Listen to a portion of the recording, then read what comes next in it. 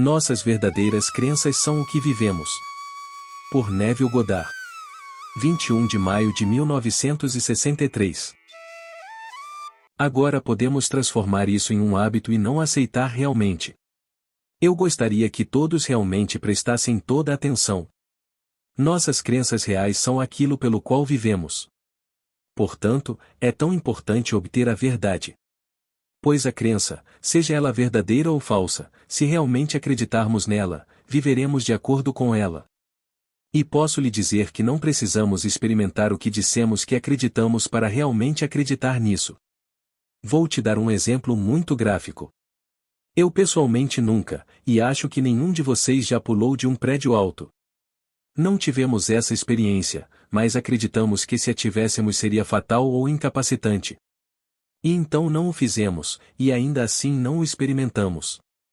Portanto, uma crença real equivale a saber. Você não consegue distinguir entre os dois, acreditar e saber, quando se trata de uma crença real. Agora, uma crença real pode ser uma mentira, mas é tão conhecida quanto uma crença verdadeira. Portanto, é muito importante que você e eu estejamos expostos à verdade. Nada é mais importante do que o testemunho de Jesus seja ouvido e respondido. Nada é mais importante, não me importa o que seja neste mundo, do que o testemunho de Jesus seja ouvido e respondido. Não estou dizendo que a sua resposta será afirmativa, pode ser negativo, como nos é dito no último capítulo do livro de Atos. Paulo passou o dia, de manhã à noite, tentando explicar-lhes o reino de Deus e tentando convencê-los sobre Jesus. Ele usou o argumento das Escrituras, só existe o Antigo Testamento, então ele usou o argumento da lei de Moisés e dos profetas, e somos informados de que alguns foram convencidos pelo que ele disse e outros não acreditaram. Agora, esse é o seu privilégio, acreditar ou não, mas você deve ser exposto ao testemunho de Jesus. Pois nos é dito que ele é o primeiro fruto, ele é o primeiro fruto que despertou dos mortos. Ele é o pioneiro e o auge da nossa fé. Então Deus teve sucesso em seu propósito, e aqui está o primeiro sucesso. Não é maior que você quando ele consegue em você, não é maior, mas aqui está o primeiro em quem ele conseguiu produzir sua profecia, seu propósito.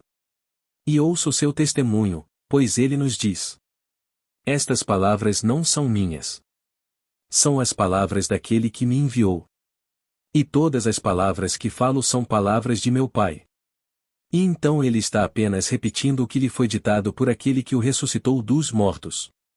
Agora descemos a este nível e tomamos uma de suas declarações. Aqui está uma declaração. Tudo o que você pedir em oração, acredite que você recebeu, e você receberá. Agora, incontáveis centenas de milhões de cristãos repetiram esta declaração. Eles realmente acreditam nisso? Oh, eles citarão isso das Escrituras, eles realmente acreditam nisso? Peguei essa mesma afirmação e coloquei-a na nossa linguagem moderna com estas palavras. Imaginar cria realidade. Sei disso por experiência própria, e direi. Imaginar cria realidade. Muitos de vocês que vêm aqui já provaram isso. Muitos de nós provamos isso de certa forma, mas eles vão repetir e falar da boca para fora. Mas digo se isso se tornar real para a pessoa que o ouviu, porque o hábito da preocupação revela uma falta de fé nesse ditado. Se me preocupo, estou imaginando, não estou. Não estou cumprindo a afirmação de Jó. E os meus temores se apoderaram de mim. Então, se eu me preocupo com um problema, ele não consegue encontrar um emprego, as coisas vão de mal a pior, não consigo pagar minhas contas e estou preocupado, será que realmente acredito que a imaginação cria a realidade? Realmente acredito nisso como acredito em algo que não experimentei, como pular pela janela. Eu sei que vou quebrar meu pescoço ou machucar meu corpo, vou aleijá-lo ou matá-lo, eu sei disso. E eu não experimentei isso, mas eu sei disso. Que acreditar e saber se tornaram um. Mas quando se trata disso, bem, acredito que sei disso com a mesma intensidade? Eu realmente acredito que imaginar cria realidade? Se o fizesse, não poderia me preocupar, pois preocupação é apenas evocar o que temo neste mundo. Pois a preocupação é um ato imaginário. Eu não poderia me preocupar com nada se realmente acreditasse que a imaginação cria a realidade. Por isso digo que nada é mais importante para nós do que ouvir o testemunho de Jesus e responder a ele. Não estou dizendo que todos que ouvirem essa afirmação irão aceitá-la. Disseram-nos que ele foi rejeitado neste mundo. Quem foi rejeitado? Ele foi rejeitado. Agora deixe-me mostrar quem ele é. Disseram-nos que ele foi rejeitado pela maioria das pessoas do mundo e, apesar dos números atuais, 900 milhões, eu diria com segurança que quase 900 milhões o rejeitam porque não o conhecem. Eles acham que o conhecem, mas não sabem quem ele é. Agora, você pega essas palavras, junta-as e tenta encontrar sua própria resposta. Aqui está um trecho retirado das obras de Paulo, é o capítulo 5 de 2 Coríntios. De agora em diante não considerarei ninguém do ponto de vista humano, e embora eu já tenha considerado Cristo do ponto de vista humano, não o considero mais assim. Versículo 16. Ouça com atenção. Ele o viu uma vez como um homem, e agora não o considera mais assim. O mesmo autor, Paulo, agora em sua carta aos Gálatas, ele escreveu apenas uma, então em sua carta aos Gálatas, no 3º capítulo, em que ele nos diz que nossa descendência é Cristo. Se você quiser, é o capítulo 3, versículo 16, nossa descendência é Cristo. Vire a página no capítulo 4 e ele nos diz: Meus filhinhos, por quem estou de novo em trabalho de parto, até que Cristo seja formado em vós. Versículo 19. Agora ele vê o mistério. Agora ele vê quem Cristo realmente é. E quando eu te digo que tudo neste mundo é humano, tudo, montanhas, cidades, rios, tudo neste mundo assume forma humana quando o homem começa a despertar. Então Cristo assume a forma humana. Mas o mesmo autor, Paulo, define Cristo como o poder e a sabedoria de Deus. Como o poder e a sabedoria podem assumir forma humana? Posso dizer que sim. Na verdade, sai de você e assume a forma humana, mas é você mesmo. Portanto, antes de chegarmos a este ponto, e está é a profundidade da noite, voltemos agora à afirmação imaginar cria a realidade. Recebi uma fita na semana passada do estado do Maine. Um amigo meu trouxe sua máquina para casa e tocou para mim. E enquanto ouvia, aqui está uma senhora que conheci há 8 anos em São Francisco. Na fita, ela disse: Sinto que deveria lhe dar um resumo das coisas que aconteceram conosco desde que ouvi você pela primeira vez. Ouvi você em São Francisco há 8 anos. Fiquei lá pelos próximos 2 anos, então ouvi você 2 vezes. Eu realmente acreditei em você. Desde o primeiro dia em que ouvi você, acreditei em você. Então saí, reorganizei minha casa e vendi, comprei outra, arrumei e vendi. Aí, no 2º ano, quando você veio, decidi que realmente iria viajar. Tudo o que tínhamos era uma casa arrumada. Lembro-me vividamente da noite em que eles passaram por Beverly Hills. Eu não tinha ideia de que esta senhora e a outra senhora no carro e os 2 filhos e o cachorro foram reduzidos para $8. Eu não fazia ideia. Mas em sua gravação ela me conta a história. Ela disse: Acreditei firmemente em você quando disse imaginar cria a realidade. E assim começamos, ou seja, começamos. Ela e sua amiga que tinha 2 meninas e um cachorro, um poodle enorme, cujo nome era Doris. Eu posso vê-la agora. E Doris era uma senhora perfeita. Então ela parou na frente da nossa casa, morávamos em El Camino, e saí para ver uma coisa peculiar, um carro velho e um trailer velho. Eles estavam a caminho do leste, e quero dizer, Maine.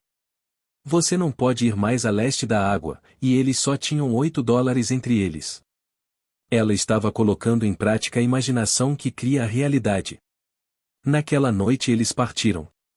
A próxima parada foi Palm Springs.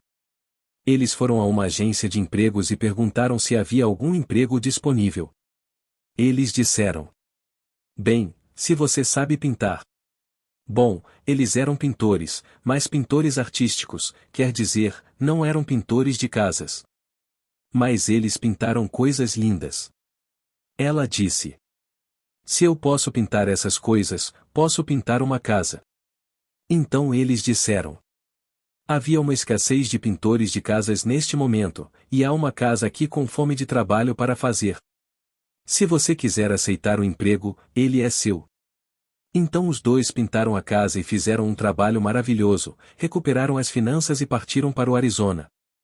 Eles fizeram algo semelhante no Arizona. Bem, quando acabou, eles estavam no Maine. Eles ainda tinham muito pouco, naturalmente, viajando por todo o país, alimentando 4 bocas e o cachorro, e comprando gasolina e óleo para o velho Calhambeque.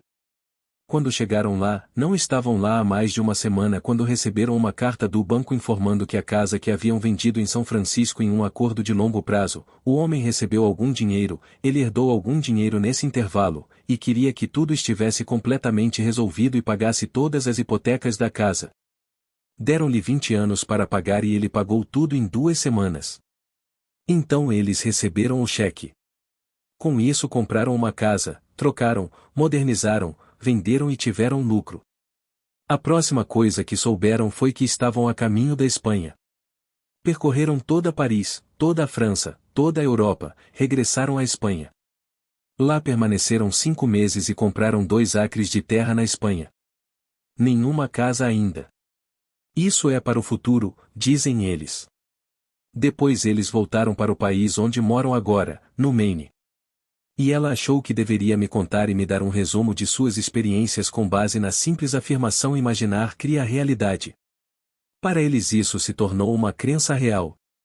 Não foi dado da boca para fora. Todo o vasto mundo dirá da boca para fora. Imaginar cria a realidade, e a primeira coisa que você sabe é que eles fazem tudo, menos imaginar a solução do problema. Eles nunca imaginam o fim e se perdem no final, apenas dizem. Imaginar cria a realidade. Agora voltamos ao capítulo 11, versículo 24, do livro de Marcos. Tudo o que você desejar, seja o que for, não precisa ser bom para você. Tudo o que você desejar, acredite que você recebeu e você receberá. Essa é a promessa. Digo que nada é mais importante neste mundo do que ouvir o testemunho de Jesus e responder a ele. Eles dirão: isso é loucura. Isso é uma mentira. Eu não acredito nisso. Tudo bem, responda de qualquer maneira. Ou responda afirmativamente e diga que acredito, como as meninas acreditaram. Eles acreditaram. Hoje, saindo daqui, a mais de 3.000 milhas de distância, e comecei com $8 e um carro velho, 2 crianças, 2 adultos e um cachorro, e conseguindo, e depois indo para a Europa. E eles tiveram alguns acontecimentos peculiares, eles compraram a passagem em um cargueiro e aí veio uma greve e aquela linha foi cortada. Agora todas essas linhas precisam ser abertas, para que funcionem umas com as outras. E como a linha foi atingida, com base na greve de alguns estivadores na cidade de Nova York, eles convocaram, entre todas as linhas, o Queen Mary. Eles não fizeram isso, aqueles que lhes venderam o ingresso fizeram isso. Eles disseram: temos passageiros aqui e a fila está interrompida, você pode acomodá-los no Queen Mary? Não havia acomodação na segunda ou terceira classe, apenas na primeira classe, então eles foram de primeira classe no Queen Mary. Eu lhe digo que essa coisa nunca falha. E você não consegue acreditar nisso, você tem que acreditar. Uma crença real é aquela pela qual vivemos, você realmente vive disso. Agora, ouça o testemunho de Jesus, pois lhe foi dito que o testemunho de Jesus é o espírito de profecia. Tudo o que acontece com ele deve acontecer comigo, deve acontecer com você, tudo. Não me importa qual seja o estado, tudo deve acontecer conosco. Para o Espírito de Jesus, o próprio testemunho de Jesus é o espírito de profecia. E o que aconteceu com ele? Ele nasceu de uma forma incomum, de uma maneira única, o Filho de Deus, gerado por Deus. Ouça com atenção, Deus está se gerando. Quando Deus gera a si mesmo, o autogerado ainda é Deus. Ele não está gerando outro, ele está se gerando. Portanto, Deus está gerando a si mesmo, e quando ele gera a si mesmo, ele ainda é ele mesmo. Mas o autogerado teria que ser filho e o gerador seria pai. Mas se o filho gerado é um com o gerador que é o pai, o filho pode dizer: eu e meu pai somos um. Não pode ser outro. Ele está se gerando, ele não está gerando outro. Portanto, se ele gerar a si mesmo, a coisa gerada seria o Filho. Mas porque é ele mesmo, e aquele que o gera é Pai, o estado ou autogerado também é Pai, não é? Ele disse: Eu e meu Pai somos um. Meu Pai é maior do que eu. Mas se o autogerado, embora filho, ainda é pai, pois ele apenas gera a si mesmo e, portanto, o gerador é um pai, o estado gerado é filho. Mas ele está apenas se gerando, portanto, o filho gerado também é pai. Se ele é pai, então ele deve ter um filho. E assim, aqui está o grande mistério do aparecimento de Davi. Davi está preparado desde o início para provar a todos que ele gera que ele mesmo lhe deu, que é pai. E assim Deus se gera. E quando ele se gera em você, é você, não é outro. Você sai desta tumba, e é você, mas é Deus. Deus e o estado gerado são um, pois ele não pode gerar outro. E, portanto, gerar é pai, gerar é filho. Bem, o filho e o pai são um. Mas porque o pai é pai e o filho é um com ele, ele tem que ser pai, portanto, onde está meu filho? Depois vem Davi. Davi entra em seu mundo e o revela como pai. Veja o mistério? Portanto, digo que nada é mais importante neste mundo do que o testemunho de Jesus seja ouvido e respondido. Deve-se responder a isso de forma negativa ou afirmativa. Espero que você responda afirmativamente. Porque se você acreditar nisso esta noite com a mesma intensidade com que acredita agora naquilo que ainda não experimentou, como deixar a casa, você não experimentou isso, mas ninguém neste mundo poderia dissuadi-lo da crença de que se você cair do alto desta casa, você quebrará o pescoço ou aleijará o corpo. Que você faria isso para refutar essas afirmações? Você faria isso. Porque para você, sem a experiência, a crença se tornou. Saber é o mesmo que saber e ainda assim você não experimentou. Então peço que você acredite nisso com a mesma intensidade mesmo não tendo vivenciado isso. Eu experimentei isso e quero falar com a convicção de ter vivido isso, de que você, que não o experimentou, pode acreditar com a mesma intensidade com que agora acredita que, se abandonasse esta casa, ficaria aleijado ou se mataria. Então é isso que estou tentando superar esta noite. Só nos restam alguns, mais 3 depois desta noite, e não devemos falar da boca para fora estas revelações de Cristo. Pois ele disse nas suas palavras e nas nossas palavras: imaginar cria realidade.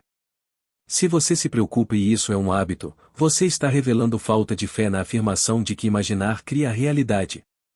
Como você pode realmente se preocupar com qualquer coisa neste mundo e ainda acreditar que tudo o que você imagina acontecerá?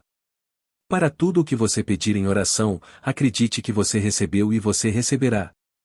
Se você realmente acredita nisso, e não apenas fala da boca para fora, você não poderia se preocupar, você não poderia.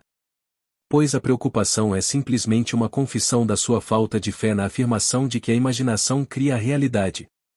Portanto, não estou pedindo a ninguém aqui que pegue um carro usado e parta para o Maine. Mas se você só tem um carro usado e esse é o seu objetivo, posso lhe dizer que temos provas tangíveis de que funciona. Aqui temos em nosso último livro 40 histórias de casos selecionadas de mais de, perto de 1000. Eu poderia ter usado todos eles, todos baseados nesta simples afirmação de que a imaginação cria a realidade. Mas veja, até que se torne algo tão permanentemente fixado em nossas mentes como uma experiência de queda e ainda não experimentada, mas acreditando até o ponto em que se torna conhecimento, podemos voltar inúmeras vezes às crenças anteriores e não persistir realmente em acreditar e aplicar este princípio. E muitos de nós, mesmo no livro, há 40 histórias contadas. Espero que todos ainda sejam fiéis à imagem. Quão fiéis eles são, eu não sei.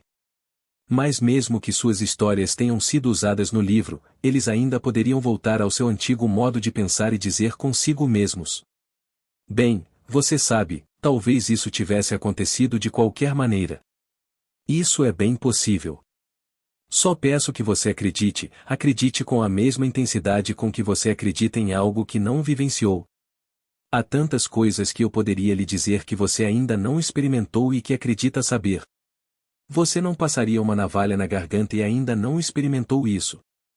Você sabe, sem experiência, que se fizesse isso estaria morto. Você não experimentou isso, mas você sabe disso. Portanto, nem tudo o que realmente sabemos se baseia na experiência. Então ele vem e nos revela a coisa mais gloriosa do mundo e nos diz o que Deus tem reservado para nós, entregar-se a nós, sem compromisso. Sem intermediário. Ele se entrega a nós o Pai. O Pai realmente se torna o estado gerado, ele se gera. E ele se gera de tal maneira que dá ao estado a paternidade gerada, e Davi dá testemunho daquele autogerado como Pai. Pois Davi o chama de Pai para cumprir a profecia do Salmo 89. Encontrei Davi e ele me clamou. Tu és Pai, meu Deus e a rocha da minha salvação. Versículo 26, o Salmo 2. Tu és meu filho, hoje eu te gerei. Versículo 7. Então aqui estava esta coisa estabelecida no início dos tempos para revelar o propósito de Deus. Quando ele se gera em nós e nós saímos do nosso ser como filho, temos que ser Pai. Embora sejamos apresentados como Filho de Deus, o Pai e o Filho são um, mas ele é um e o Pai do Pai. O Filho tem que ser Pai, portanto, onde está meu filho? Bem, o grito no último livro do Antigo Testamento, o livro de Malaquias. A glória de um pai é o filho. Se então eu sou pai, onde está meu filho? Se eu realmente sou gerado por Deus e Deus é pai e eu sou um com meu pai, nós somos um, eu sou autogerado, e meu pai e eu somos um, então onde está meu filho? E então vem Davi e Davi chama você de pai. Portanto, se você ainda não experimentou isso, e presumo que não o fez, peço-lhe que acredite com a mesma intensidade com que agora acredita em coisas que não experimentou. Você não teve a experiência de cair do Empire State Building, mas sabe que se o fizesse, morreria. No entanto, você não experimentou isso, mas você sabe disso. Portanto, conhecer e crer são iguais quando a fé se desenvolve no homem. À medida que a fé se desenvolve, eles se tornam um. Então peço que você conheça essa história, que ela seja verdadeira, com a mesma intensidade com que você conhece coisas que ainda não viveu. Então esta é a história desta noite. Repetindo. Nossas crenças reais são aquilo pelo que vivemos. É tão importante então que nossas crenças reais sejam verdadeiras, eles poderiam ser mentiras. A última guerra é o resultado da crença em mentiras. Cada guerra, cada violência é a crença em mentiras. Mas eles usarão a arma. Acreditamos em um exército. Acredita em um exército e veio a convulsão do mundo. Portanto, a única verdade é: eu sou a verdade. Ouça as palavras do capítulo 14 de João. Eu sou o caminho, eu sou a verdade, eu sou a luz. Versículo 6. Você é o caminho para o quê? Eu sou o caminho para o Pai, e ninguém vem ao Pai senão por mim, mais ninguém. Este é o caminho para o Pai, e eu sou a verdade, tudo o que eu disse é verdade. Não são palavras minhas, são palavras daquele que me enviou. E então ele diz a verdade. Embora não sejam compreendidos, ele diz a verdade.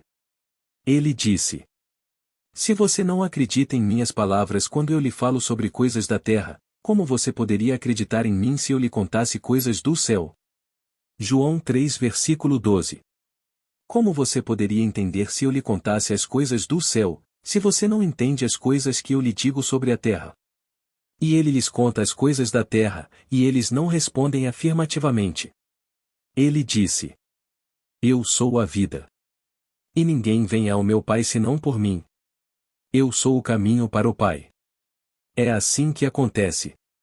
Ele me gera, e me gerando, ele me gera, e ele e eu somos um. Agora se você ainda não teve essa experiência, acredite. Acredite. Eu tive a experiência, ou assim como está registrado nas Escrituras, eu experimentei isso.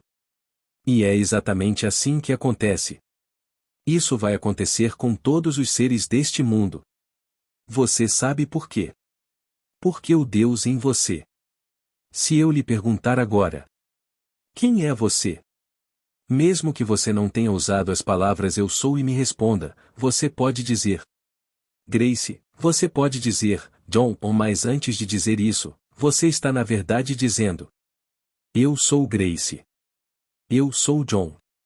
Eu sou fulano de tal. Bem, eu sou é o nome de Deus.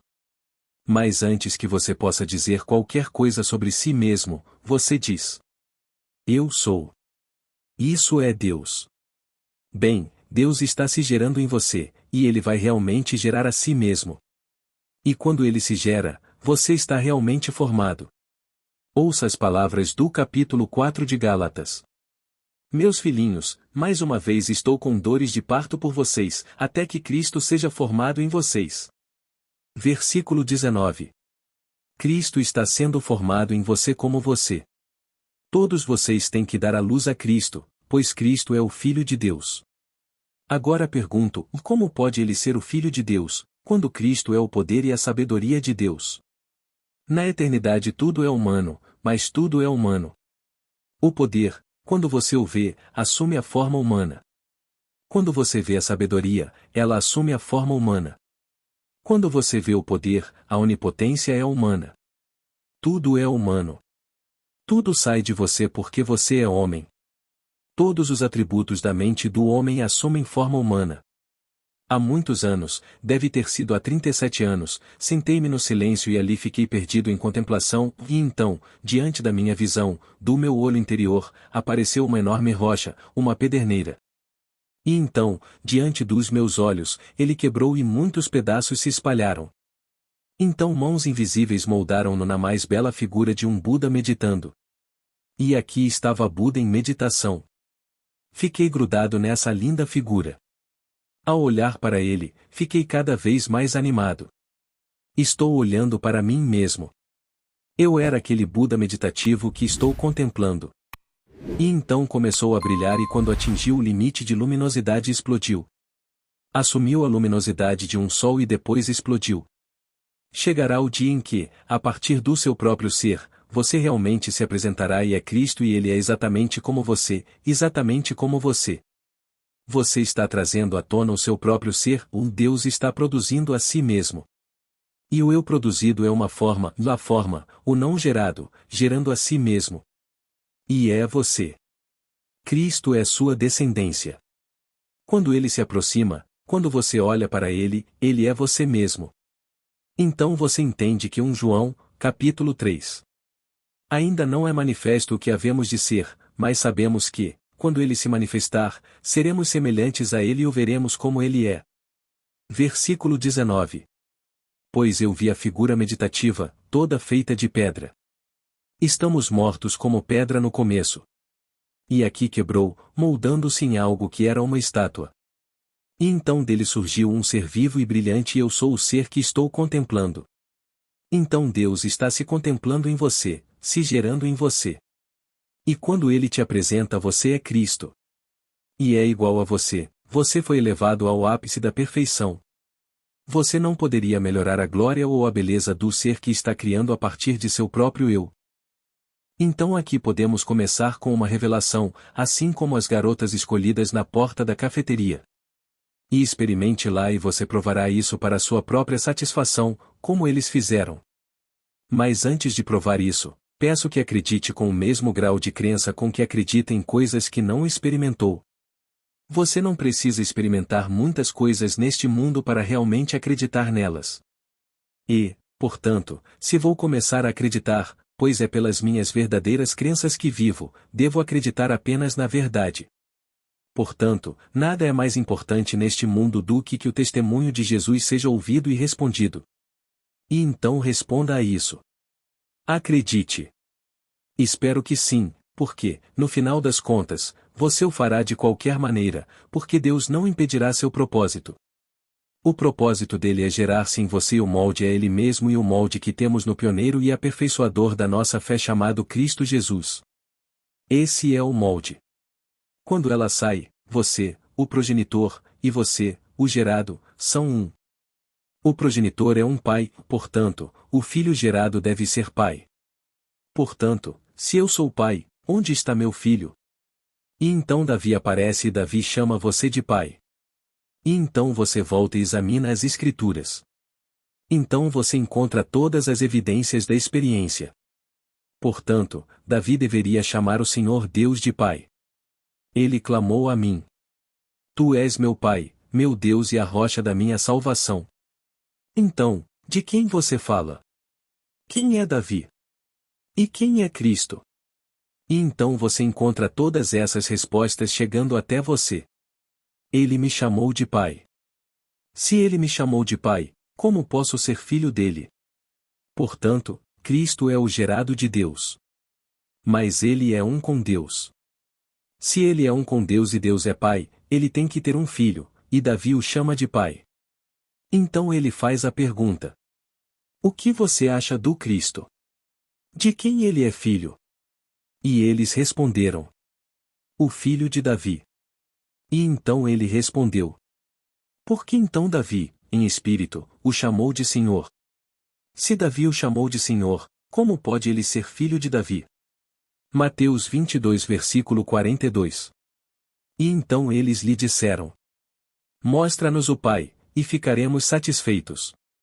Ele disse: estou com você há tanto tempo, Filipe, e você não me conhece? Quem me viu, viu o Pai, como então você pode dizer, mostre-nos o Pai? E não lhe fizeram mais perguntas.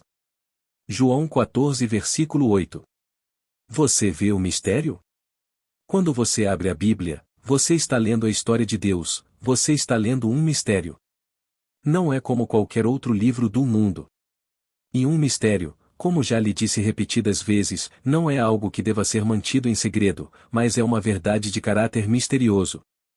Como desvendar? Bem, no meu caso, aconteceu. A coisa toda se desenrola em mim. Estou compartilhando com vocês minha própria experiência, pedindo-lhes que acreditem nela sem experiência, para que possam ajudar na formação do não gerado interior. Porque você acreditará de qualquer maneira, o homem vive de acordo com suas crenças. Portanto, não aceite essas mentiras e distorça a imagem, pois ela não poderá se manifestar até que esteja perfeita.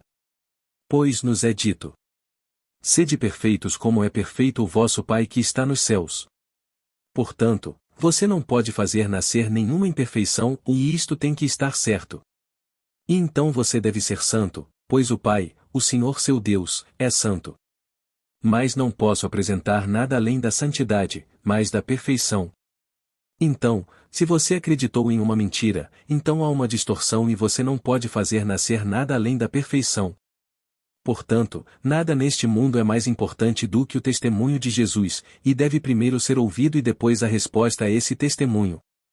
Espero que você responda, como desejo de todo o coração, com total aceitação. Aceite o testemunho. É verdade. Um dia chegará, quem sabe quando, talvez esta noite, minha esperança é esta noite, amanhã, mas no presente imediato, que você apresente a perfeição que é Cristo. Pois você tem que dar a luz a Cristo e Cristo é você mesmo. Você não encontra algo saindo de você, você sai. Você realmente se apresenta e nasce. E todas as testemunhas contadas nas Escrituras estão presentes e dão testemunho dessa presença invisível. Você está mais consciente de estar vivo do que qualquer coisa no mundo, ou mais ninguém te vê porque Deus é Espírito. É Deus que nasce. Deus é Espírito, portanto, seu Filho é Espírito. Em Deus há vida, ou no Filho há vida. Você é o ser mais vivo que se possa imaginar naquele momento em que sai do seu ser, autogerado. Pois Deus apenas gera a si mesmo. Agora, vamos entrar no silêncio. Pergunta inaudível. Resposta de Neville Goddard. Bíblia, o Evangelho de João. A primeira narrativa começa no primeiro capítulo, acho que está do 33º verso até o fim. Começa mostrando aos discípulos encontrando, vendo e acreditando nele, é assim que começa. Primeiro eles o encontram, o veem e acreditam nele. A última narrativa, se você pegar o capítulo 20, há 21 capítulos, mas todos os estudiosos concordam que o capítulo 21 é um epílogo, então, na verdade, o capítulo final do Evangelho de João é o capítulo 20. E a última narrativa é esta, ver e acreditar. Mas nós avançamos para uma fé que não depende de forma alguma da visão física. A bem-aventurança é dada àquele que não vê e ainda assim crê. Pois mesmo todas as testemunhas reunidas em crentes, elas ainda avançam com uma visão imperfeita e certamente nunca com um objetivo plenamente realizado. Abraão não. Não, nenhum profeta, nenhum patriarca realizou ou obteve plenamente os bens, mas eles ainda avançaram com uma visão imperfeita, uma meta não cumprida. E tudo isso foi reunido, cumulativamente falando, num estado massivo para mostrar o que é produzido pelo homem. Porque por trás disso estão todos esses personagens, ajudando-nos estão as nossas crenças, elas nos cercam. Assim, o Evangelho de João começa com encontrar, ver e crer, termina com ver e acreditar. Mas vai além disso, e então a bem-aventurança é pronunciada sobre aquele que não viu e ainda assim acredita. Então peço que você confie em mim. Peço que você acredite em mim. Posso neste exato momento, e não tenho nenhum desejo de ir, ou o momento em que eu for realmente não importa, mas se eu não lhe contei a verdade esta noite, como a experimentei, que eu nunca mais fale. Quase. Eu não planejei isso. Não tentei nem por um momento desenvolver alguma filosofia de vida viável. Não tenho nenhum desejo de estabelecer uma igreja, uma religião ou qualquer organização, nenhuma. Estou simplesmente lhe contando o que aconteceu comigo, e o que aconteceu comigo está tudo escrito nas Escrituras. Então, sem ver. Pois Tomé insistiu em ver, e assim apareceu. A porta está fechada, no meio de todos ele aparece, e então, Tomé, porque ele vê o Senhor ressuscitado e acredita, ele diz agora. Você acredita agora porque me vê, Tomé? Bem-aventurados aqueles que não veem e ainda assim creem. João 20 versículo 24. Ele não pronunciou a bênção sobre Tomé, pronunciou a bênção sobre aqueles que não viram, que não tiveram a experiência e ainda assim acreditaram. Então eu lhe digo, comece a acreditar agora. É verdade, tudo o que eu te disse esta noite é verdade. E assim a enorme evidência acumulada do 11º ao 12º capítulo de Hebreus, ele nomeia todos eles, começando pelo primeiro, Abel. Desce até o fim, e então ele diz. Incontáveis, depois de mencionar todos os grandes patriarcas. Então ele não poderia mencionar mais nada. Mas eles não receberam a promessa, diz-lhes ele, porque Deus tinha um quadro maior para nós, de que estamos todos unidos.